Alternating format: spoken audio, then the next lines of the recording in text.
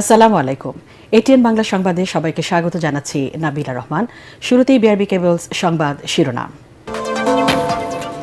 দেশে বিদ্যুৎ জ্বালানির ঘাটতি নেই, সংসদে মন্ত্রী। সাশ্রয়ে রাত ৮টা থেকে বন্ধ থাকবে দোকানপাট। এলপি গ্যাসের দাম ১ লাফে বাড়ল ৩৮৭ টাকা। হাম বজ্রপাতের মতো আশায় প্রস্তুতির সুযোগ হয়নি, স্বাস্থ্যমন্ত্রী।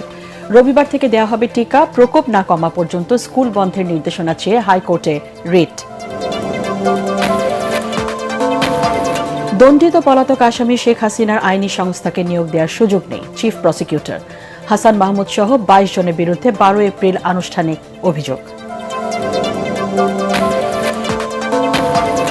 জুলাই সনদ বাস্তবায়ন ও গণভোটের রায় কার্যকরের দাবিতে শনিবার রাজধানীতে ১১ দলীয় ঐক্যের বিক্ষোভ।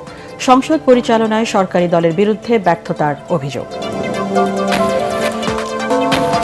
এবং যুদ্ধ জয়ের দ্বারপ্রান্তে পেন্টাগন, জাতির উদ্দেশ্যে ভাষণে ট্রাম্প। ইরানকে ধ্বংসের চেষ্টা করা হলে মধ্যপ্রাচ্য লণ্ডভণ্ড হয়ে যাবে, হুঁশিয়ারি তেহরানের।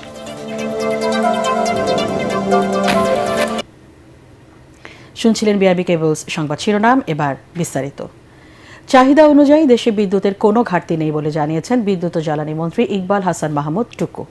সংসদে তিনি বলেন, গ্রীষ্মকালে জ্বালানির ঘাটতি ও সঞ্চালন সীমাবদ্ধতার কারণে মাঝে মধ্যে বিদ্যুৎ বিভ্রাট ঘটে। বিভিন্ন স্থানে ডিলাররা কৃত্রিম সংকট তৈরি করছে জানিয়ে তিনি আরও বলেন, রিফাইনারিতে বর্তমানে জ্বালানি তেলের ঘাটতি নেই। সরকার নতুন করে অপরিশোধিত তেল কিনেছে, যা এখন দেশের পথে। ইমদাদুল্লাহ বাবুর রিপোর্ট। মাননীয় সদস্যবৃন্দ, আসসালামু আলাইকুম ওয়া রাহমাতুল্লাহ। জ্বালানি সংকটের উত্তেজনা জাতীয় সংসদেও। ত্রয়োদশ জাতীয় সংসদের প্রথম অধিবেশনের ৭ম কার্যদিবসে সদস্যদের প্রশ্নবারে জর্জরিত বিদ্যুৎ, জ্বালানি ও খনিজ সম্পদ মন্ত্রী ইকবাল হাসান মাহমুদ টুকু। খনিজ সম্পদের সমৃদ্ধ এই রংপুর। সংসদ সদস্যরা অভিযোগ করেন, সরকার জ্বালানির কোনো সংকট নেই দাবি করলেও বাস্তবতা একেবারেই ভিন্ন। মন্ত্রী মহোদয় কি বলবেন যে কবে নাগাদ আমাদের যথেষ্ট পরিমাণ এই ক্রুড তেল আসবে? ওনার তথ্যটার সাথে বর্তমান রিপোর্টের কোনো মিল নাই এবং ইন্ডিপেন্ডেন্ট রিপোর্ট অনুযায়ী বাংলাদেশ সবার আগে তেল সংকটের দেশ হিসাবে পড়ব। গ্রাজুয়ালি পাম্পগুলো বন্ধ হয়ে যাচ্ছে, রাস্তাতে লাইনের গাড়ির দীর্ঘ সারি, সবাই প্রত্যাশিত সেবা পাচ্ছে না।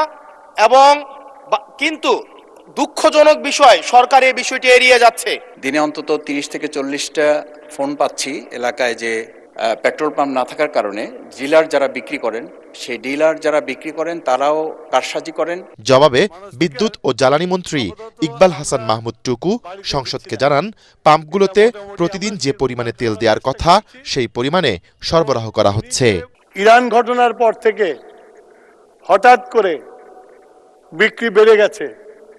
বিক্রি বাড়া যাওয়ার ফলে যে পেট্রোল পাম্পে যে পরিমাণে তেল দিতাম, একদিন ১.৫ দিন লাগতো বিক্রি করতে, এখন ২ ঘন্টায় শেষ হয়ে যায়। মানুষের যে প্যানিক বাইংটা শুরু হয়েছে, লাইন দেখা যায় কিন্তু পেট্রোল সাপ্লাই হয় না, এটা ঠিক না। কিছু কিছু জায়গায় সংকট ইচ্ছাকৃতভাবে তৈরি বলেও অভিযোগ করেন মন্ত্রী। ডিলার ইচ্ছা করে যে পালিয়ে যায়, সেটা ওখানকার যে আইন শৃঙ্খলা বাহিনী আছে তাদেরকে বললে সেই ডিলারকে ধরে এনে সেই তেলগুলো সরবরাহ করতে পারে। আমাদের রিফাইনারিতে তেল আছে, আমরা পারচেস করেছি, এটা রাস্তায় আছে।